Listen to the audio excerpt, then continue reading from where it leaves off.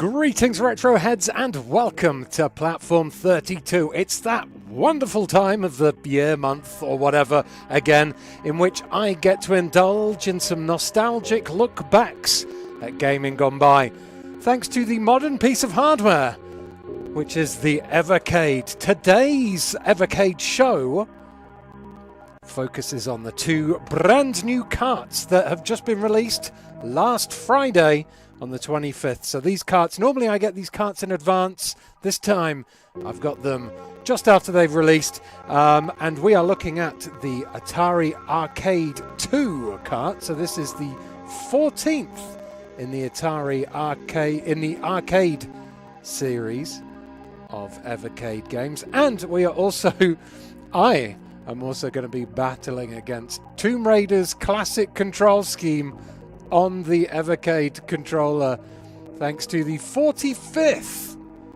normal Evercade collection cart. This is the Tomb Raider Collection 2 with The Last Revelation and Tomb Raider Chronicles on. So that's exciting. Looking forward to trying those out. I'm not crackly. I think it's the Evercade background music is crackly. It's the Evercade never works with the audio.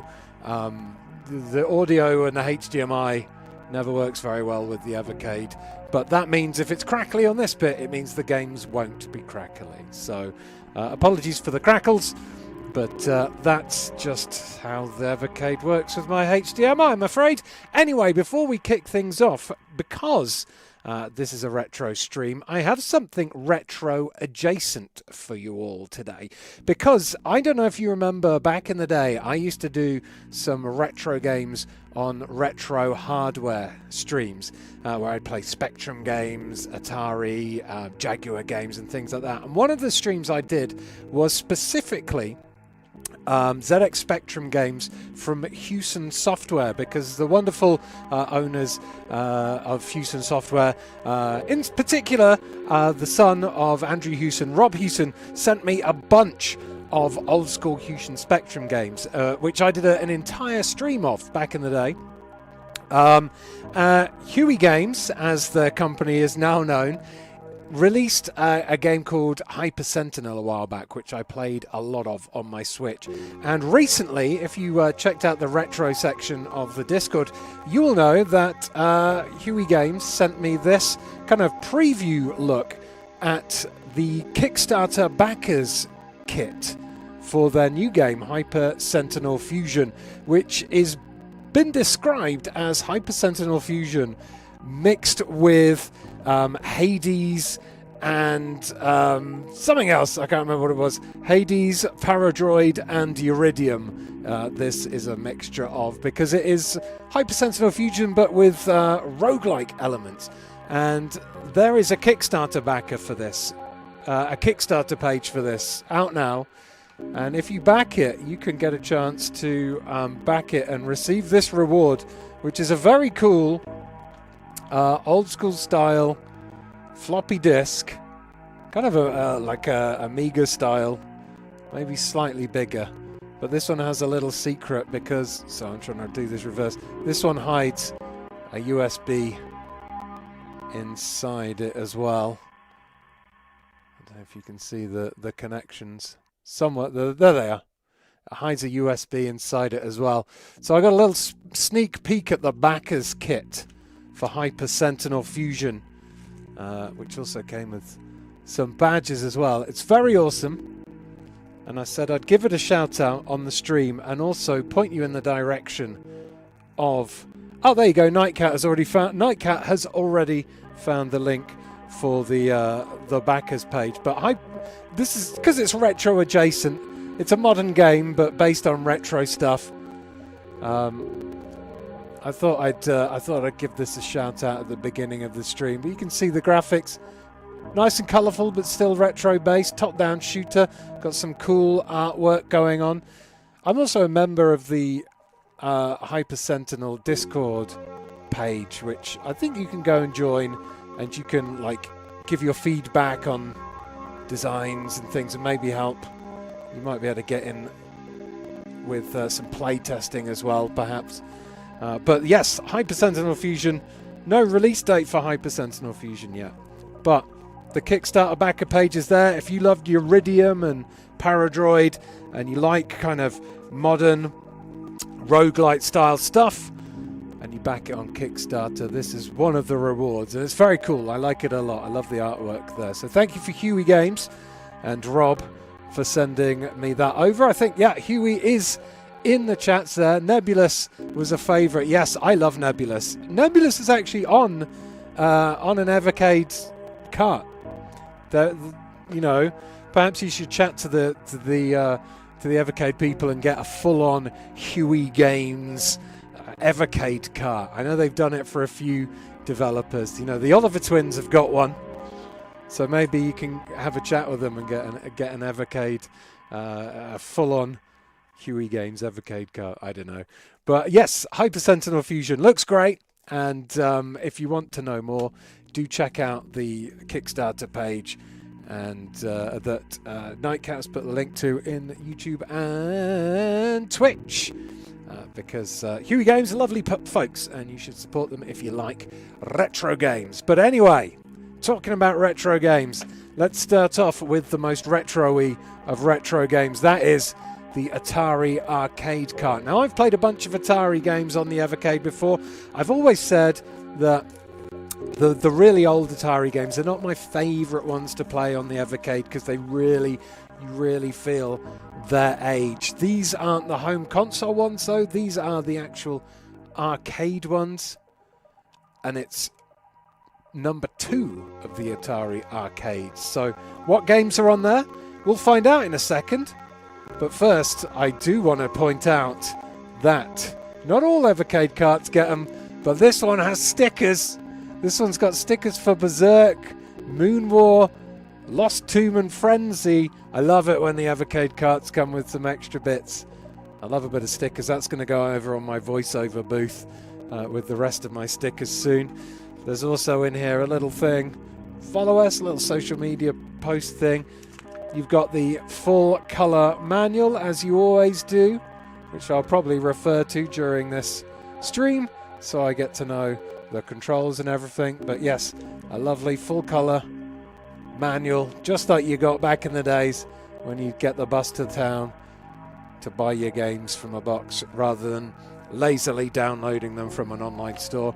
And there is, of course, the Evercade arcade cart number 14 with the purple colour scheme, because that is the colour scheme for the arcade collections. Anyway, let's insert this into my Evercade and bring up the first selection of games which we will be playing and trying out today. If you've never seen one of these Evercade streams, I play like 5, maybe 10 minutes of each game, depending on how much I like them, maybe less if I don't like them a lot.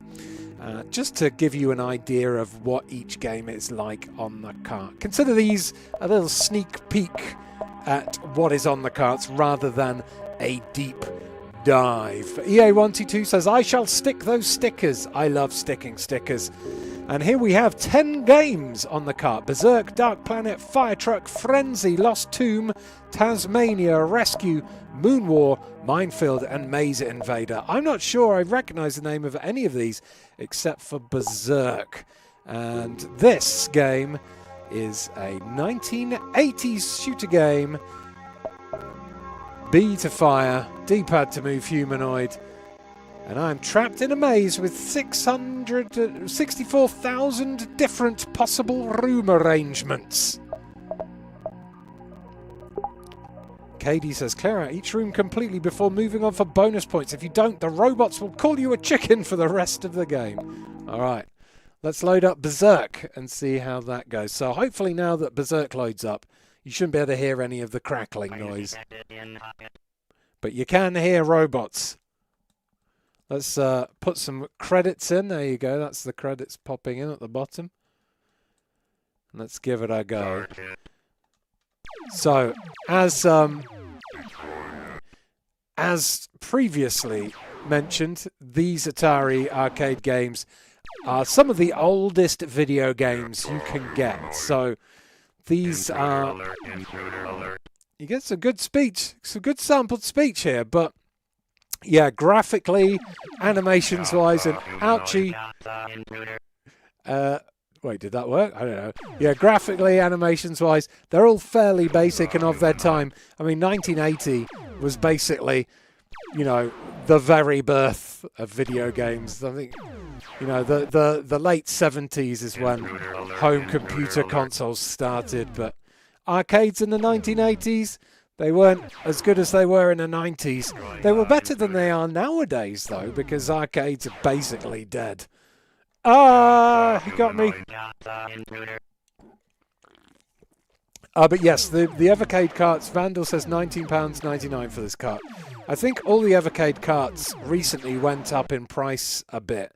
And if you are living in America right now, one of the premium Evercade stockists, Funstock, has actually said that they're cancelling all pre-orders and things for Evercade stuff in America at the moment because of the tariff confusion. So, if you voted to make your video game life harder, that's your fault. If you didn't, I'm very sorry. You won't be able to get your hands on some of the upcoming Evercade carts as easily until things are sorted out, I'm afraid. But yes, this game is a pretty cool little shooter game. Controls-wise, nice and easy. It's got some cool retro sound effects to it. No music, of course. But I like the sampled speech, and I love the noise of the. I love the noise of the gunfire and the enemies exploding. You could just kind of imagine that played out really loud through multiple speakers in the middle of a 1980s arcade. You know what? With the cigarette smoke lingering in the crazy neon carpets at your feet. Intruder alert, intruder alert. Good times, good times. Oh, I can fire diagonal as well. There we go. Can I go through here? It does actually call you a chicken. I was hoping that it would be like Pac-Man and I'd go back to the other side of the screen, but I ran away and the robot said, "Chicken, fight like a robot." So, yeah, the robots now think I'm a coward, which they'd be right, to be fair. Hearing that speech makes you want to party hard, says EA122. Intruder alert, intruder alert. Can I kill this one before the smiley face of doom gets me?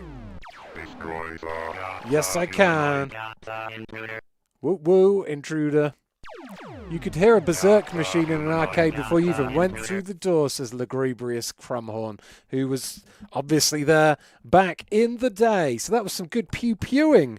But we need to be moving on to the next game in the collection, because there are 10 to get through and only a limited time. I have not played any of these games, I don't think, so there may be a little bit of a learning curve for me. This next one is Dark Planet. What is Dark Planet? It's a shoot-'em-up that can be for 2 players. In Dark Planet, you take control of a lone starship attempting to destroy enemy forces mustering on the volcanic surface. So this, I presume, is like a scrolling shooter. Let's give it a go. So B is start 1-player game. Let's give it a go. 1982, this one. What was your favourite arcade cabinet growing up, says Dracula. I would be probably Double Dragon. You'd find me and my brother playing. It would be games that me and my brother could play at the same time. So Gauntlet, Double Dragon, Simpsons game, the Turtles one, those kind of beat-em-uppy ones. Let's put some credits in. This backdrop, it looks like it's like a physically made backdrop. I wonder if that was in the I wonder if that's what it was like back in the day. I wonder if there's like a physical made image in the background. I'm just trying to find the page in the manual. Does it say anything? Does Katie say anything about it? Doesn't. But I'm presuming the gameplay played out over like a reflection of this lunar landscape, which is pretty awesome. Frenzy is the sequel to Berserk, says Lugubrious Crumhorn. Oh. Okay, so... Oh, I just started a 2-player game, I think. How do I thrust? Oh, there we go. So this is it's not a scrolling shooter, it's a stationary shooter. I don't know who I'm meant to be shooting at. But the ship flies around quite nicely. It controls like the spaceship in Asteroids, so you turn on the spot and thrust as you go. Let's have a look. Rotate ship, fire lasers, fire missiles.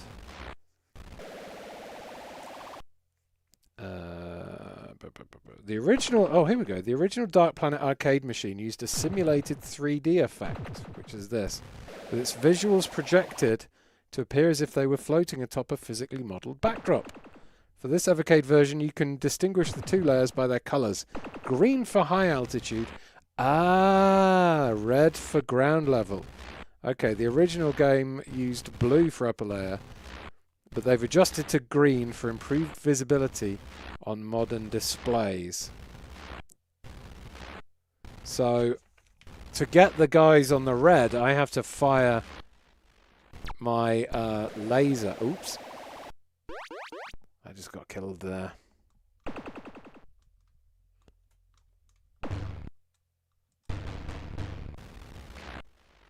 So, oh, okay. So I can crash into those things.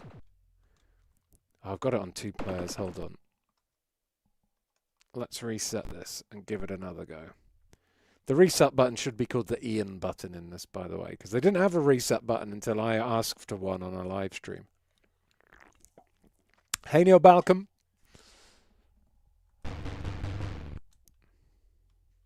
So B to start 1-player game. Okay, so we're thrusting. And this, you can tell there's some Klingon Bird of Prey style inspirations going on here. Wow, I did a Star Trek reference. Jim would be so proud. So yeah, I'm using my lasers now to destroy the red things below me. And I think this, you see this big red, the big red thing at the bottom is firing green explosives. So that's why I was dying whenever I flew over the top of it, because that one is actually firing bullets that can penetrate the upper layer of the screen. This is pretty cool and innovative for the time. Not, you know, it's not going to blow the minds of any modern youngster gamers. But I can imagine back in the day playing this on an arcade cabinet with like 3 different layers or 2 different layers of gameplay in this simulated 3D effect. I reckon that must have been a pretty cool sight.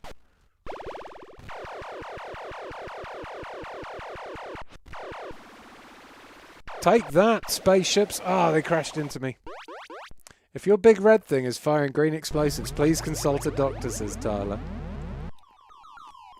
You've joined the Dark Planet Hall of Fame. Move knob to change letter.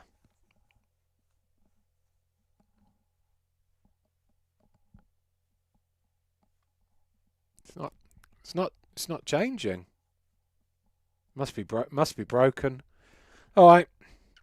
On to the next game. This one is Fire Truck. Let's have a look at Fire Truck. This is 1978. Holy moly. It's so old, it's black and white. It's time to hit the streets in your fire truck. Steer carefully along the winding city roads and attempt to make as much progress as you can before the truck's fuel runs out. Each race is a little different from the last. You'll have to battle to keep your heavy truck under control, as well as avoiding obstacles such as parked cars and oil slicks. Score at least 160 points to enter the extended game, where you get extra time to boost your score. Wow, older than me, says Okami DG. It's older than every game I play is older than me because I'm only really young. But yes, even this one is older than me. Katie says, take it easy when going around corners. Turning too sharply will put you into a nasty skid. And Fire Truck was one of the first games to feature a multi-directional scrolling playfield, building on the foundation of its immediate processor Superbug. The game came in 2 styles of cabinet, one for solo player and one where 2 players could cooperate to drive the truck and its trailer together. And this was in 1979. 78, that's incredible. There's a button to honk your horn. Essential. Alright, here is the black and white game. Press start. There's the horn button. Oh, okay, so here we go. My fuel is running out. Oh, I can see the skid happening. Yeah, I need to take control. There we go. Honk honk. I can't. This is so old. This was programmed before colours were invented. That's how old this game is. It's quite cool, I like it. Oh no, crunch!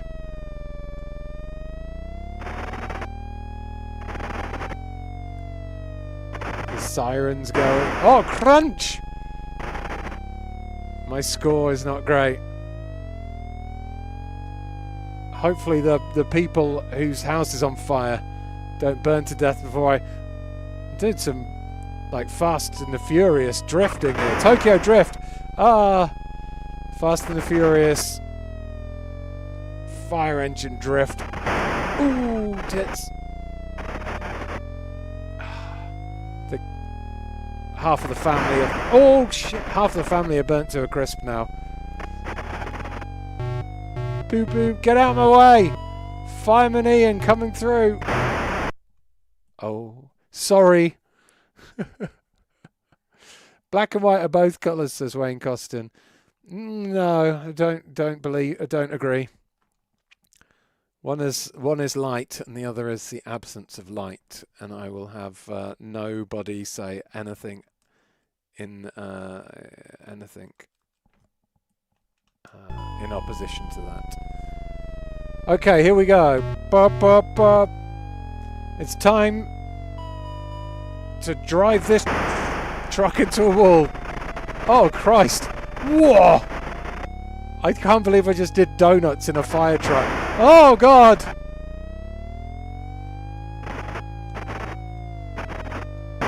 Who knew driving a fire truck was so difficult? Ah! It seems like it's... They said each journey was different. Is this a procedurally generated game before procedurally generated games? Oh, we're available. What are these little things? They parked cars. If they are, I've just run over them. Oh my God. I have to take into consideration my wide end.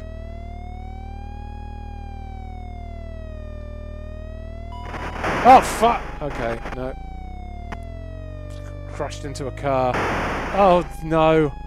My fuel is running out. Oh, God, they're all going to die. Honk, honk.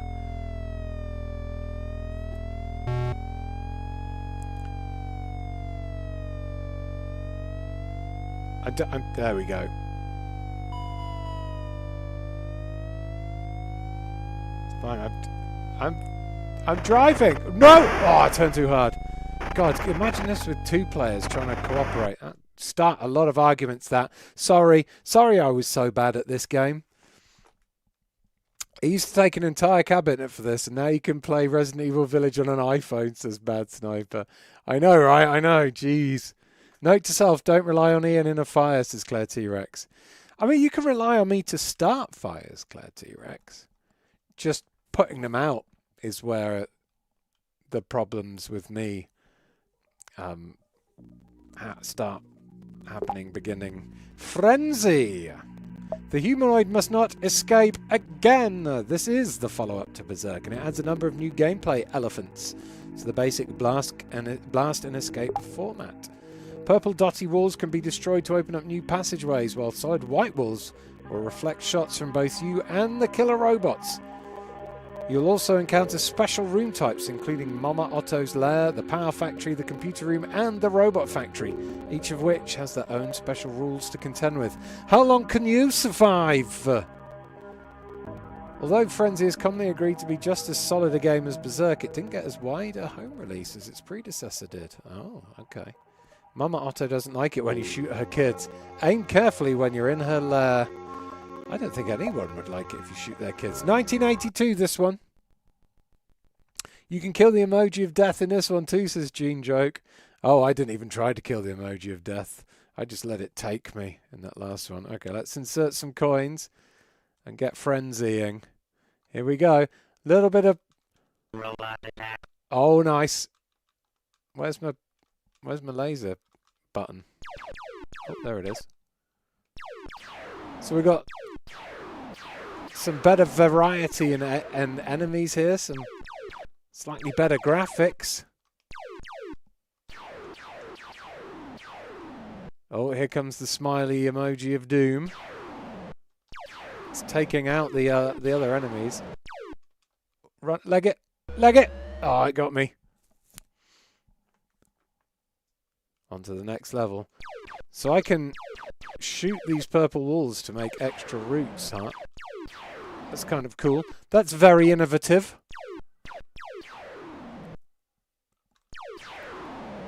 No robots calling me cowards, though, at the moment. These are big squid things and skeletons. So I guess we defeated the robots. This one's sidestepping out the way of my gunfire. I like the fact that the bullet ricochets off the walls there. Robot attack. Oh, no I don't, because I just shot myself in the nutsack. Robot attack. On to the next level, though. Okay, so I've got to be careful of the ricochets. Hi, I'm Rick O'Shea. Robot attack. There we go. Fully destructible environments, says Huey Games. Oh, it's people nowadays, they're like, oh, modern games. You know, you can do anything in modern games. Turns out modern games are just recycling ideas that games from 1982 had, like fully destructible environments. And skeletons. Congratulations, player one! I've got on the scoreboard. There we go. 4th. Not too bad.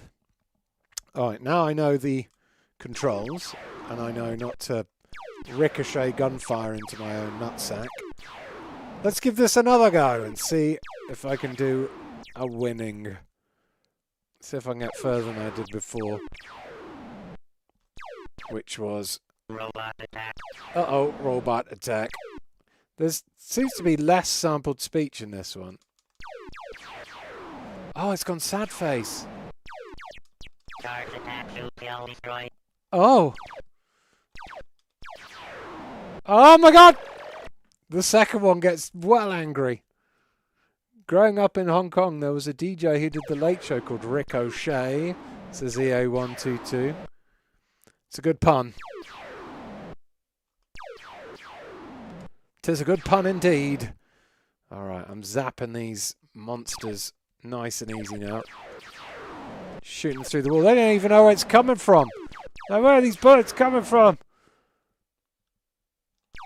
Boom, headshot. Here comes the robot. Oh shit, this thing's gone fast. Okay, let's see if I can... Okay, can I escape? Okay, I escaped through. I presume that's the way you're supposed to do it, because no one called me a coward then. Fire! Robot attack. Robot attack shot me in the square in a nutsack. Robot attack my sack. Okay, everything is starting to shoot. No! I've got a very long torso. It makes it hard to avoid laser fire. That's fun. Frenzy and Berserk are a lot of fun if you like Old school shooty games. These are I say about these ones a lot, but these ones definitely for the more advanced age gamers who maybe are nostalgic about these ones back in the past, because they don't really, as much as I find them interesting museum pieces, that these types of games aren't the ones that I'll go back to and play again and again and again. They're nice to have, and they're nice to have them, you know, numbered up on the shelves, and they're not a wallet breaking price either at 20 quid a pop. So good for collectors and things, but yeah, these ones definitely will spend less time in my Evercades than other ones. This is called the Lost Tomb, or Lost Tomb. You landed on top of a mysterious pyramid deep in the Amazon. Okay, so I use my face buttons to shoot in directions. There's a whip button on R1. Indiana Jones the game. The game isn't kidding when it presents a special offer on whips mid-game. Pop in another credit and you can stock up in the arcades. That would have cost you another coin. Hey, so the Lost Tomb, is this the first game with microtransactions? Because that's quite funny if it is. Pop in and you can pop in credits to get another whip. I wonder if this is the first game with microtransactions. I didn't think this collection would be for me, but I've been having a lot of fun chasing scores, says Gene Joke. Okay. Poundland Indiana Jones, isn't that Nathan Drake, says Gene Joke. Yes, definitely is. Hey, Big Chungus. Ooh, I haven't done any shout-outs yet. Hello to the Twitchers who are being moderated by Gavin and Nightcat. They're also moderating on YouTube as well, so be kind, everyone, or they'll boot you out. Hello to Bovanoid, Bell Gareth, Dog Party Guy, Dragon Brother, Incognito, Jamie ICT, Lugubrious, Crumhorn, Lycanos, 888, Obointy, Rainer Watt, Samantha MB, Space Uppercopter, Tyler Tag, Vandal Ross, Whiskey Witch, Rebellion, and Stitch Rocks over on Twitch and over on YouTube, enjoying the retro content today. We got Apostate Wolf, we got Big Chungus, Chitara EA122, Chitara EA122, Gavin K86, Gene Joke, Huey Games, Just Add Cake, Okami DG, Paul Lomax, Pepin, Pregnant, Silver Salamence 10, Tala, Wayne Costin, 1M64 Bits, and Twin Cabbage. Congratulations, Pregnant. Look at this. Okay, so when was this one made? This has definitely got, they've got some colour going on here and some graphics. Lost Tomb was 1982. Okay, it's very colourful for a 1982 one. Let's put some chords in.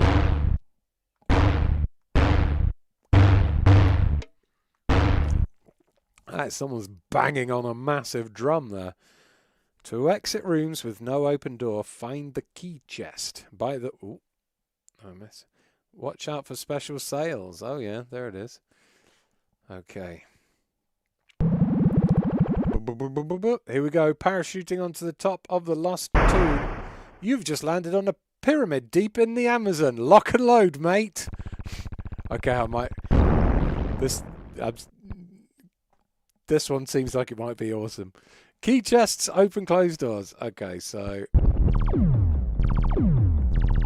I like that when firing down, it looks like I'm having a piss.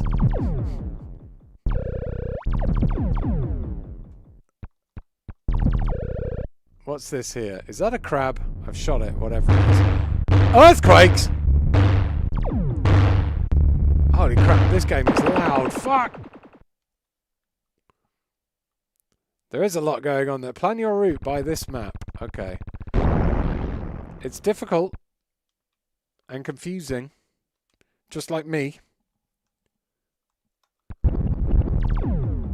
But I like the fact that this game called me mate. Makes me think it's friendly. Yeah. Eat it. There's a key. Okay, having a little... Okay, I got the key chest. Now, head to the exit, I guess. To other chests. Okay, so if I touch the other chests, I can get points and things. And there we go. Exited out the first room. Okay, I like this. Which door do I want to go for? Plan a route. Shit. Oh my good God. What the hell? I did not expect the bats. I want to go to the left, I think. Go for a door. The bats! Oi! Can I shoot on this room? Game over. Let me pick a route. Yeah, okay. Oh, I can shoot. Okay. Let's go in here. He does look like Duke Nukem, Gavin. You're right.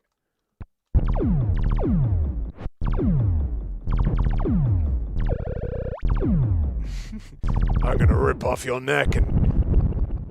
Oh, I'm going to rip off your head and tomb rape down your neck. These scorpions are dancing. Oh, God. Earthquake. Ah, stung in the face by a scorpion. Okay, I think this is my favourite one so far. Just because of how imaginative and like vibrant it is compared to the other ones. I did like the Fire Engine 1 and Berserk and Frenzy cool as well, but this one is just wacky and original enough to get a thumbs up from me. Oh shit. Did I get the key? I think I got time from that one.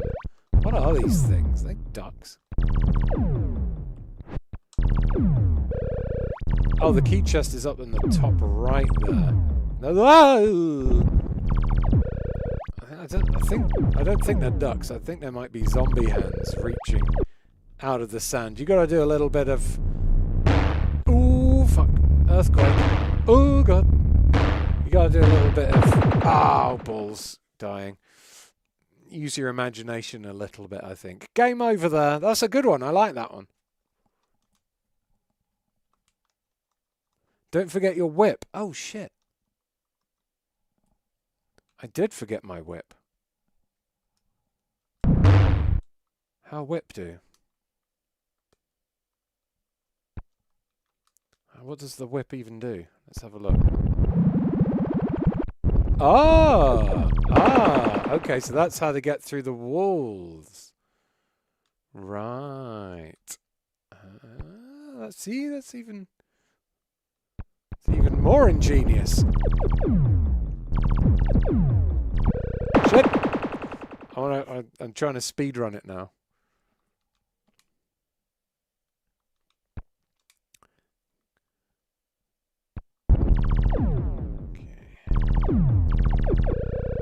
Shit.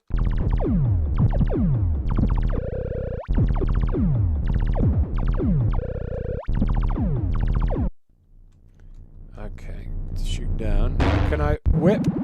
There we go, whip's there. There's those earthquakes fire out just very small, projectiles. It's a tough game, but I like it. That's a cool one. 1982, that one as well. Okay, 5 more. Maze Invaders. This is from 1981. Collect as much fruit as you can in a complex of ever-changing mazes. Grab all the fruit in a single maze to open the exit. Wait, is this Quick Snacks? Then pick a direction to proceed to the next maze. Chart a path to the special bonus fruit to score big points. See how long you can survive against the many varied challenges of the mazes. It was originally designed in 1981 but never saw full-scale commercial release to arcades after it failed a field test. The game was lost and largely forgotten until 2014 when a collector named Scott Evans donated a huge archive of Atari corporate material to the International Center for the History of Electronic Games, part of the Strong National Museum of Play in Rochester, New York, USA. Among the archived materials were the original complete code and cabinet silkscreens for Maze Invaders, giving this previously unreleased game a second chance for players to enjoy it. See? Shit like this is why I love the Evercade. That's game preservation in its finest. They've taken this fairly unreleased game out of the museums and onto a console. Don't forget you can hold B to face the opposite direction you're moving. This is great for shooting enemies while you're retreating. Imagine being the guy or the team who programmed this back in the day in 1981, and then they go, nah, failed the field tests, mate. Chuck it in the bin. Move on. Do whatever. Next job. Okay, bye. Never think it'll be released. And then but in 2025 people can get their hands on it in a little cartridge form. I love that. That's very cool. A is fire, B is move backwards if I hold the D-pad, Y is turbo fire. Okay.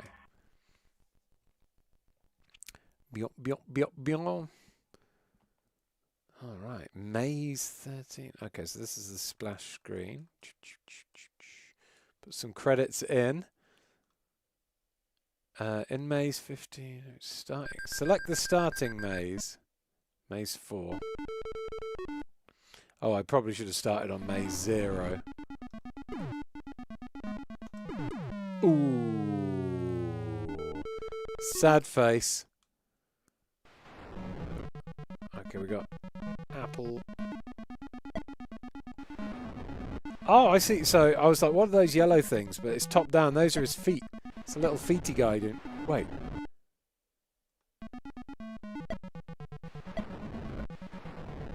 I think it has almost... I think this might be river.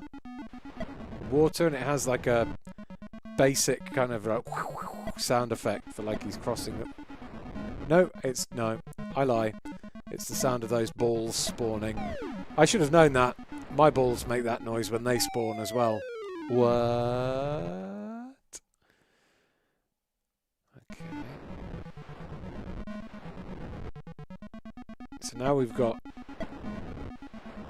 walls that change and grow, a little bit like Jumping Jack Flash on the ZX Spectrum.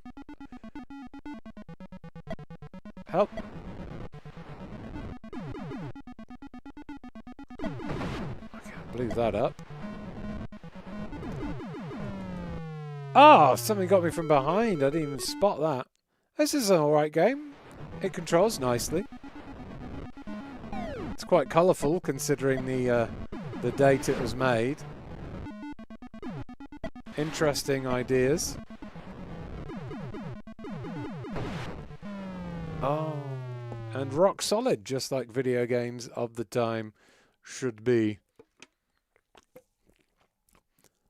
And yet E.T. was released, says E Incognito. Yeah, I think it's I don't think it's very fair that this one got locked away. Select starting maze. Can I just start from maze 1? Is this maze 1? What is this? Maze 20? Oh. Okay, well this is actually nowhere near as hard as the maze that was moving.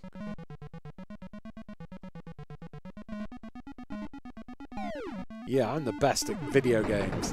Eat it.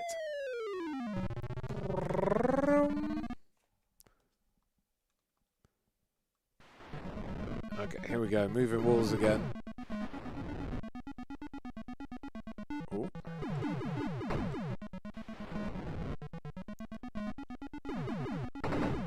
Alright, so some of these things you can't kill, you can only like stun. If it bleeds, we could stun it. Yarg.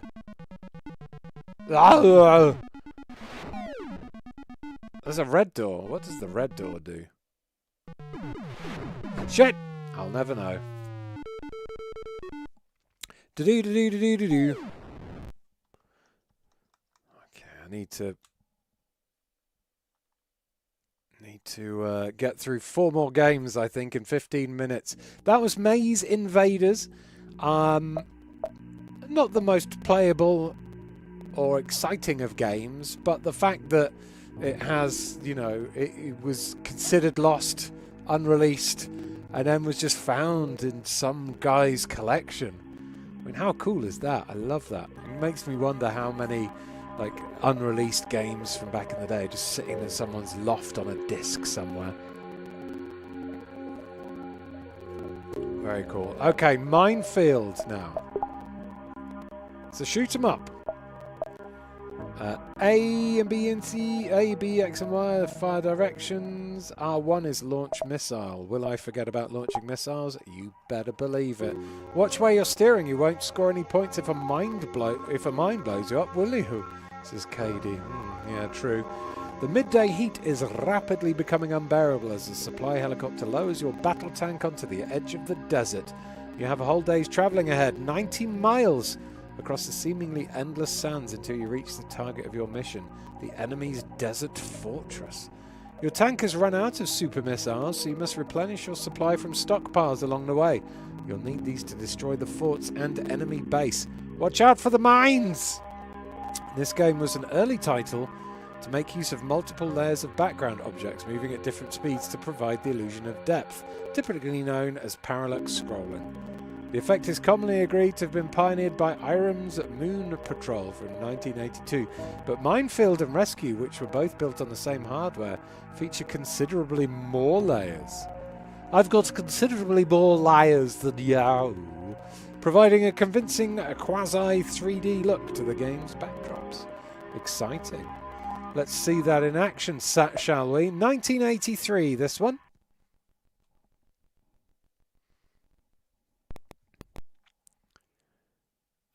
Stick some coins in and get... Oh, that does look cool. There are many, many layers of parallax there. I like that.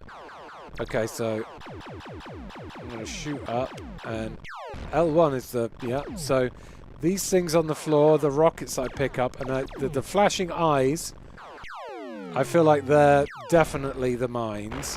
Oofed! Nice chopper. So it's forced scrolling, so I just have to make sure that I'm steering myself up and down and away from the mines. But they slowly come towards me. Whoa, are they, like, some of the bombs, like...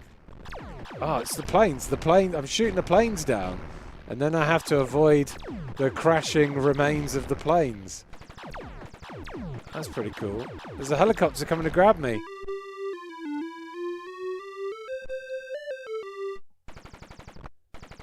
Ah, okay. I survived. That's a lot more layers than I expected too, Akami DG. Oh god. Oh shit. Okay, now there's... Before I only had to shoot upwards. Now I've got tanks and vehicles below me as well. Oh shit, I hit a mine.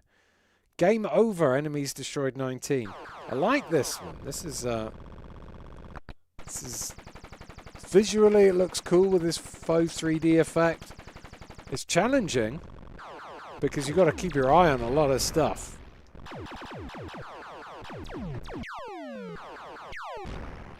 But I appreciate the vibrant colours, the different kinds of gameplay styles, and the way I have to use bullets and bombs to destroy different types of things. So the missiles I have to use on these bases, whereas I can just shoot the planes down with my guns. How many missiles? I've got no missiles left, so now I need to, like, brave the minefield a bit more. I'm very bad at picking up the missiles here. Why are people talking about Aliens vs Predator? AVP Requiem. Is that the one in the school? Is that the teen slasher one? That was absolute bobbins, that. Okay, take me away! I like the little haze effect on the bases, says Jamie ICT. They're not missiles, says Dog Party Guy. I was trying to avoid saying it, but yes. Oh, fuck. The missiles do look a little bit penisy. They do look a little bit cock and ballsy. Oh, wow. I should have shot behind myself there. Alright, 10 minutes. Okay. Well, that's a good one. I like that one. It's good fun, that one. So far, I think Lost Tomb's my favourite. followed by Minefield, then Frenzy. I like Maze Invaders because of its historical values. Fire Truck's cool. And Berserk's cool. This is all the good selection of arcade games, to be fair. Not my type of games that I'd normally play a lot of, as I've mentioned, because they're fairly old and I find they lack a little bit of replayability. I prefer my games from the 90s or the late 80s. But yeah, it's cool to have them. This is a shoot 'em up called Moon War. Your refueling bases on the moon are under attack. Oh no! Blast off and defeat 16 types of enemy, each with their own point value. Follow directions on the screen to protect the refueling bases from attack. Dock with the base to replenish your supplies, but do this sparingly, as each time you resupply, the enemy attacks will become more ferocious. Ooh! After every 10th base, a mystery ship appears and will give you a bonus if destroyed. I'll definitely never get that far. Make good use of your shields. The enemies come thick and fast. Ooh. Moon War was part of a brief 80s trend where arcade games were promoted using images of female models posing with the machines. In Moon War's case, the promotional artwork featured a blonde girl in a cropped t-shirt and hot pants posing mildly provocatively with the caption, "The ultimate moonshot." The model's identity appears to have been lost to the mists of time, but the flyer remains somewhat infamous, particularly as video games have become much more inclusive over the years.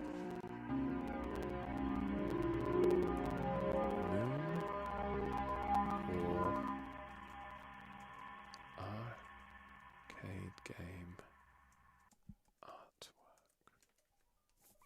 images. Oh my. Oh my. Oh my. Oh my.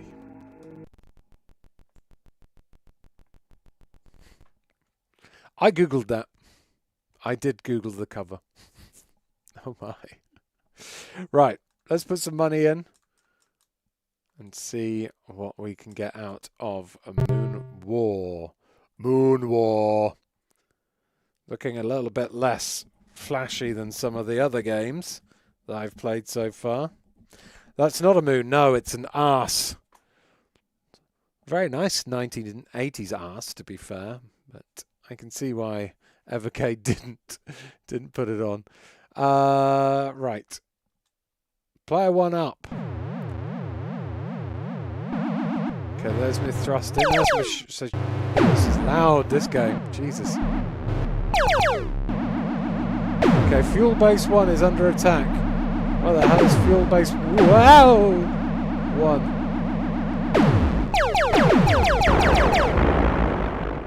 Oofed. Gosh, this is a tricky one. Okay, fuel base 1 is this way. Let's just hoon it. Probably should have tried to steer a little bit then. Here we go.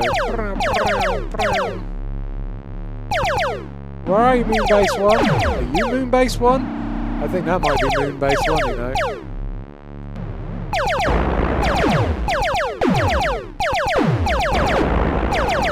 Let's try and do a docking with it. Ah, I'm safe. I docked it. I did it. Satellite. Okay. I presume that's the Moon Base 1. Unless it was just a satellite. Died.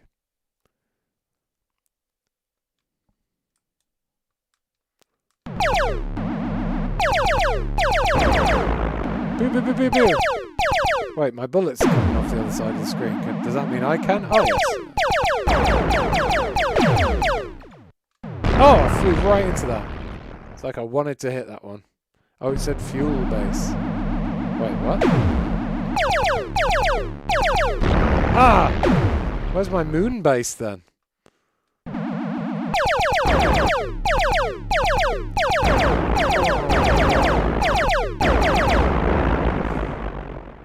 Fuel base 1 under attack.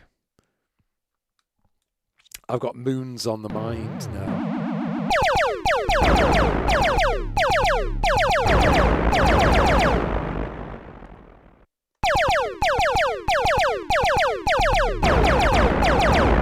Ah, I crashed just before the fuel base.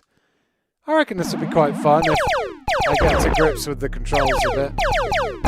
This feels like a game that's designed to be played using a joystick rather than a D-pad there.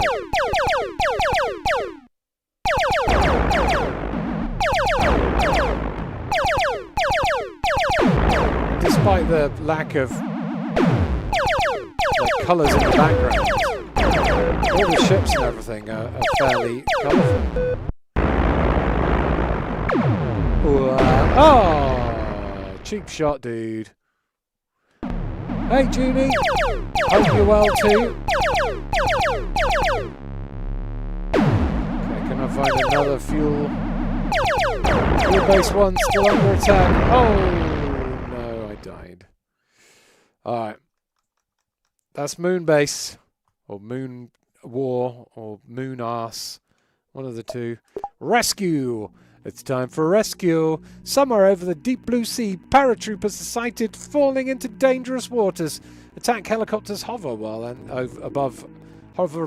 Attack helicopters hover above while enemy ships, subs, and sharks threaten below. Help arrives. A rescue chopper slips into enemy's territory to save the stranded men and deliver them to safety. Guess who's the pilot? It's me! Rescue uses the same hardware as Minefield and employs the same multi-layered parallax scrolling effect. It is a rather rare game to see in the wild due to the financial difficulties the entire video game sector was enduring around 1982 to 1983, but has become something of a cult favourite among arcade game enthusiasts in more recent years. Katie says, don't fly too low when attempting to rescue one of the troopers. Helicopters don't fly all that well underwater. Okay, that's a good tip. Again, using the face buttons to fire in all directions. R1 is to drop a bomb. Let's give it a go. Let us give it a go, shall we? Boop, boop, boop, boop. Insert some coins. It's a good coin sound. Okay, here's the helicopter. Whoa. Okay, there's me shooting the guns. Oh, oh! Wow. You'd think it would be easy to dodge bullets that are a pixel width in size, but they move fairly swiftly and right towards me. Can I shoot the people? Maybe I can. This is my shadow. Okay. Oh fuck! I tried to shoot him for science, but I got killed by something else. Rank private. Oh dear. The bullets are very hard to see, Gene Joke. You're right. I reckon if I can't shoot the people. Probably for the best. They move very fast, and they're quite hard to see if your eyesight isn't super great. And you may have a little bit of a problem avoiding the gunfire. This is kind of like, yeah, it's got Defender vibes to it. Rescue 2 men is my mission. I'll rescue your men.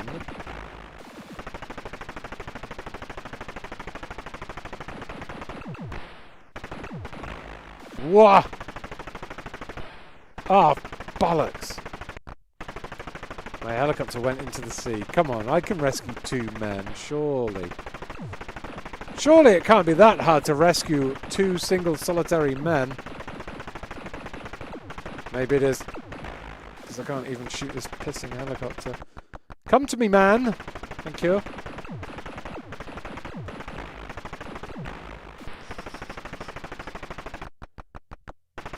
Land on the island! Don't fuck me, helicopters! Yeah! You rescued 0 men under fire. Good luck in mission 2. Oh, now there's sharks. Chucky and George, Crime Busters of the Sea. Fuck! This is solid, but I like it. Quite colourful, and again, that parallax effect is quite cute. I like it. Who on earth is attacking Search and Rescue, says Chitara. Assholes. That's Hugh. That's Huey. That's Huey Games. No, Huey Games aren't assholes. They're lovely. Tasmania will pack men in.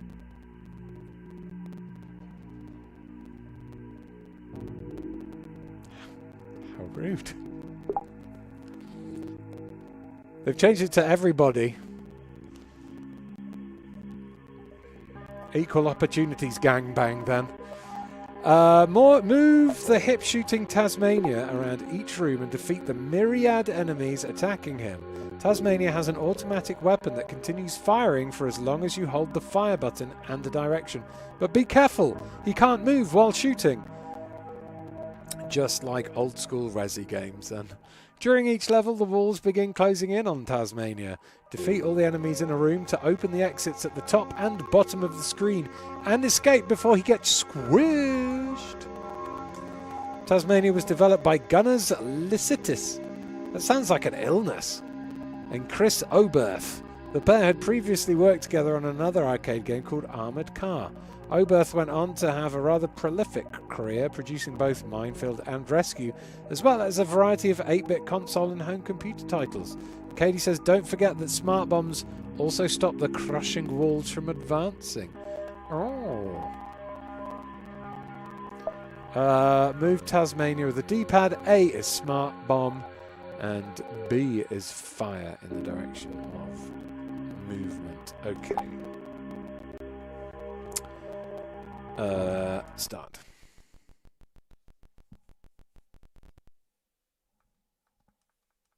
And yes, you can play all of these vertical games. Someone's asking if you can play them in Tate mode.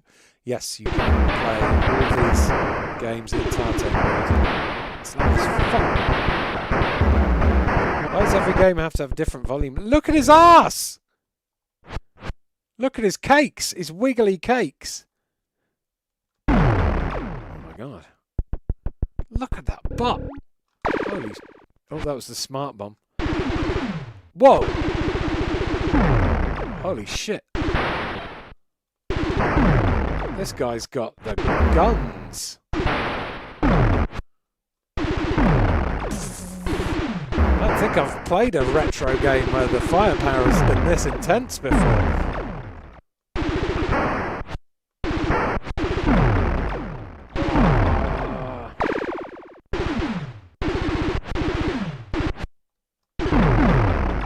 Okay, exit. I get it. I did it. Okay, I think this might be my favourite game on the collection, due to one the extreme levels of ultimate firepower that this weird frogman has, but also his incredible ass. Look at that butt. Look at the wiggle on that butt. Motherfucker does squats. I'm out of smart bombs now already.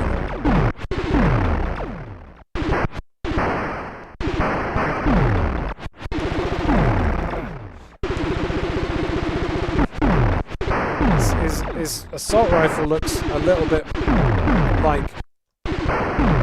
Oh my god, I'm gonna... Wow, I got squished. It looks a little bit like a jackhammer rather than an assault rifle. But as Claire T-Rex says, that is some extreme levels of butt.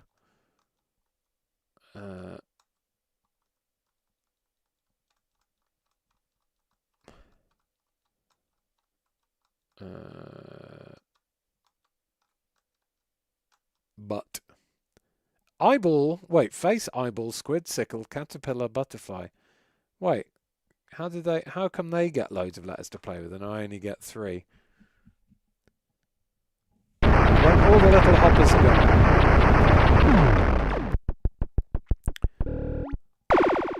Oh. I'm resetting that. I did terrible there. Okay, A is the smart bomb. I don't want to use the smart bomb. So I just got to basically murderate these little things as quick as I can. I just... Do they hurt me? Okay, so they hurt me as well. Good to know. Incredible ass. This game shouldn't have been called Tasmania. This game should have been called Assmania.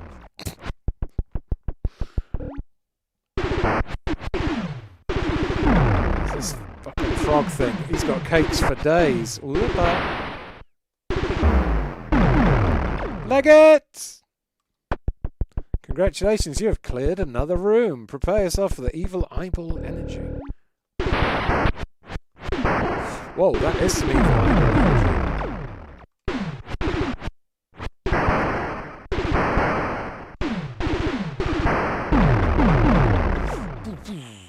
Loud sound effects. Oh, dead. Player 1, game over. Okay, that is by far the best game on the collection. Arsmania, as I'm going to call it from now on. Assmania. Best game on the collection there. You can even have 2 players. So 2 people can appreciate the ass. This is, yeah, you know what? I went into this one like thinking to myself, you know what, Atari Arcades, that's not my kind of bag. Like old games, not much replayability on them. But there's some really good ones on this one. Love Assmania. Rescue's a lot of fun with the parallax scrolling, but very hard. Same as Minefield. Great presentation, quite hard. Moon War's okay. Loved Lost Tomb, even though, again, very difficult, but great originality there. Frenzy and Berserk, fairly similar games, but classics and quite cool. Dark Planet, I can't even remember what that was now. Fire Truck was awesome, even though it was black and white. I loved the nostalgia factor of playing a game in black and white. And Maze Invaders was a great bit of video game preservation, and like, you know, the ability to play a game that was lost to time, and you can now put it's now on a cart that you can fit in your pocket and play wherever you want. So yeah, big fan of Atari Arcade 2. Mainly because it's got stickers. It doesn't have a sticker for Assmania, which is a shame. But it does have a sticker for Moon War, which, if you saw the original poster, if you googled the original poster like I did, could also have been called Ass War. So that is a look at the Evercade Atari Arcade Kart 2. Next up, we've got Tomb Raider Collection 2. I've already played Tomb Raider Collection 1 on this channel. That included Tomb Raiders 1 to 3. This has Tomb Raiders 4 to 5, The Last Revelation, and Tomb Raider Chronicles. It doesn't have Angel of Darkness because I think Angel of Darkness is probably a bit too powerful, too much for the Evercade to handle. I'm not 100% sure, but it definitely is a big upgrade graphically than these ones. Anyway, what's inside the box? We've got a little free Evercade wallpapers thing, a way to sign up, old school, post off to sign up for the newsletter if you really want. I love that they've done that. No one is really going to put a stamp on there and post that back so that they can get signed up to an internet mailing list. I mean, maybe they will, just for the retroness of it. I love the fact that that's there because, you know, that's the way you had to do it back in the old days before the internet and everything. If you wanted more updates on the games, you'd maybe get a leaflet in the game, stick a stamp on it, send it off, then get updates in the post about what games are coming out. Very cool retro style stuff. Again, full color leaflet here. Full color manual. Lots of tips, screenshots and controls in these. Tomb Raider Chronicles there. Oh, this has got the special bonus levels as well.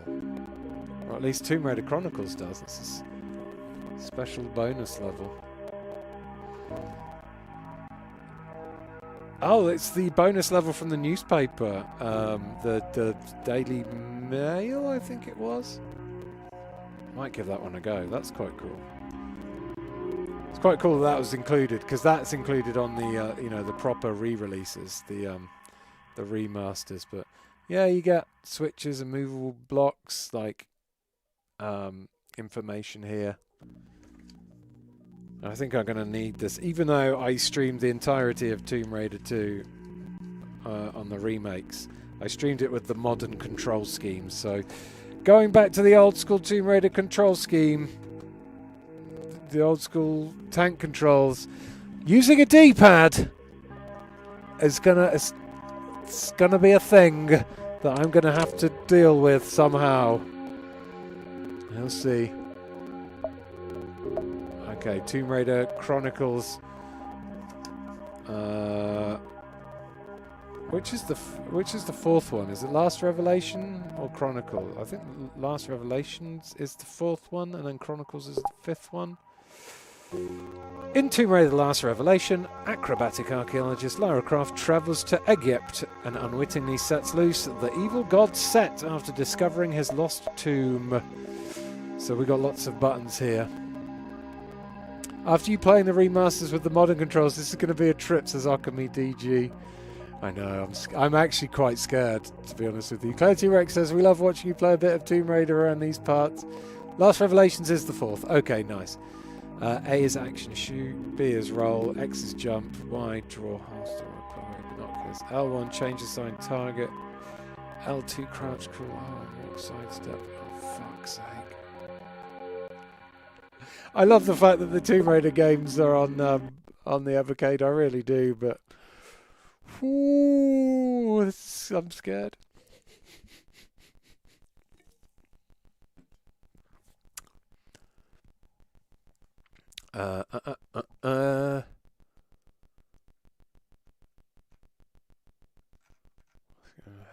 Bloody what hasn't Chitara noticed?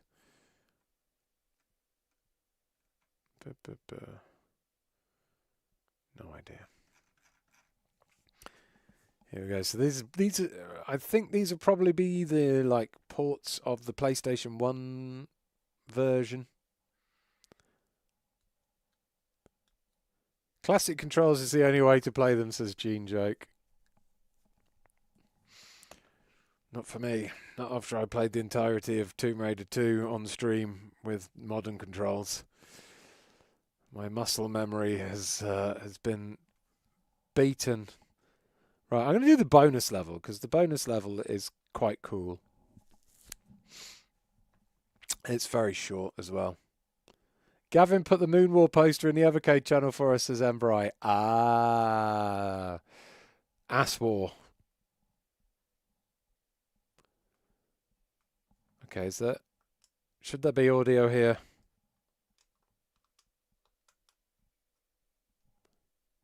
Why can you not? I can see stuff, but you can't see stuff, I've just noticed.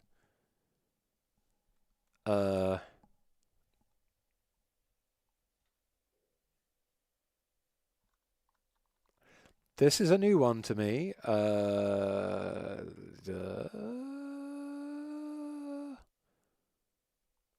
I can see the game.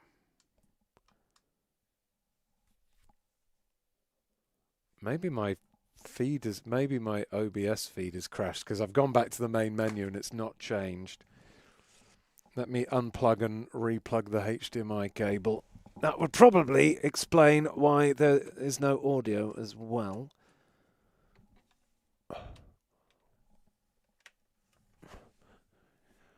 Don't you just love technology? I'm basically like dizzy now. Get little wiggly boxing gloves out of either side.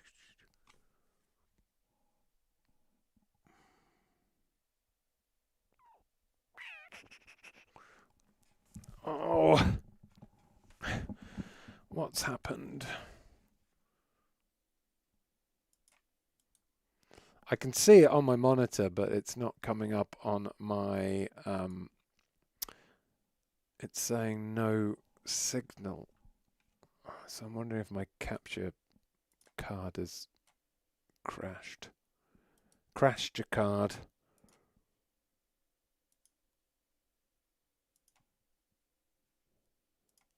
See if I can add the source again. See if that. See if that does anything. Source. No. Cancel. This is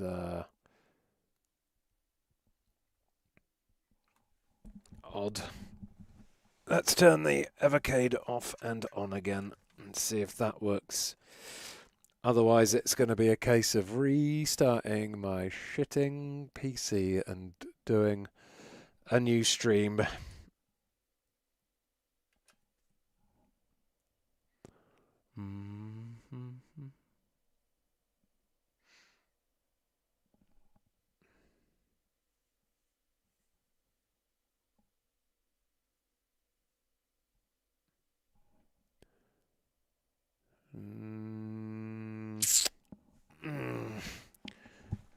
No. I can see it on my monitor. So the splitter is sending it into the capture card. The HDMI is going into the capture card, and the output of the capture card is going to my monitor, which I can see. But for some reason, the capture card isn't showing on OBS. So I'm going to have to end this stream, restart my PC, and then do a part 2 of this stream, because it's not showing up at all. So I will. Twitchers, you can stay where you are. YouTubers, look out for a Evercade part 2 thing link soon. I'll try and get it sorted as quick as I can. But yeah, something is going on. Whether it's OBS or, well, it's just OBS is picking. I don't know. I'm gonna have to try and turn it off and on again. So back in a second, and hopefully with a part 2 and some Tomb Raider. Bye. Oh, bye.